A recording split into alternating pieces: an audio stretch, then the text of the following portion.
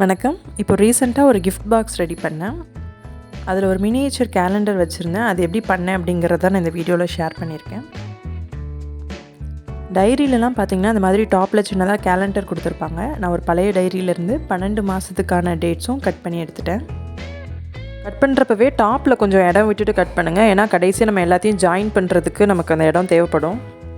Cut பண்ணிவிட்டு நான் 2 மந்த்தாக back to back ஒட்டிட்டேன். இப்போ ஜான்வரி, பிப்ரவரி ஒரு செட்டாக ஒட்டிட்டேன். மார்ச், ஏப்ரல் இந்த மாதிரி 2 ஒட்டினதுனால மொத்தமாக இப்போ 6 செட் கிடச்சிடுச்சு. இது பேப்பர் அப்படிங்கிறதுனால ஃபோல்ட் ஆகும். அதனால் நான் மேலே வந்து லேமினேஷன் மாதிரி இருக்கட்டும் அப்படிங்கிறதுக்காக செலோஃபேன் டேப் போட்டு இந்த மாதிரி ஒட்டுறேன். இந்த மாதிரி ஒட்டிட்டு நல்லா டைட்டாக ப்ரெஸ் பண்ணி விட்டோன்னா அந்த ஏர் பபிள்ஸ்லாம் ஏதாவது இருந்துச்சுன்னா போயிடும்.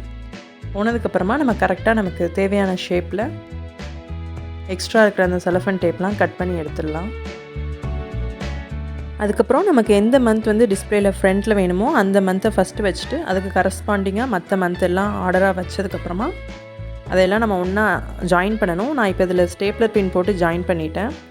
இதில் ஏதாவது நமக்கு டேட் ஹைலைட் பண்ணணுன்னா அதை மட்டும் நம்ம ஹைலைட்டர் பென் வச்சு நம்ம ஹைலைட் பண்ணி காமிச்சிக்கலாம். எனக்கு இது பண்ணுறப்ப தான் வந்து சில பென்குள்ளே வந்து ஒரு ஸ்ப்ரிங் மாதிரி கொடுத்துருப்பாங்கள்ல, அந்த ஸ்ப்ரிங் கிடச்சா இதில் ஸ்பைரல் பைண்டிங் மாதிரி ட்ரை பண்ணலாமான்னு தோணுச்சு. பட் அது எந்த அளவுக்கு ப்ராக்டிக்கலாக பண்ண முடியும்னு தெரில. உங்களுக்கு அந்த ஸ்ப்ரிங்கும் கிடச்சிதுன்னா வேணால் ட்ரை பண்ணி பாருங்கள். அதுக்கப்புறம் மேலே அந்த பின்னை மறைக்கிறதுக்காக நான் சின்னதாக ஒரு A4 கலர் ஷீட்டில் ப்ரௌன் கலர் கட் பண்ணி அதை மட்டும் பார்டர் மாதிரி ஒட்டிட்டேன். ஸ்ப்ரிங் கிடச்சிச்சின்னா நீங்கள் ட்ரை பண்ணி பாருங்கள். நன்றி.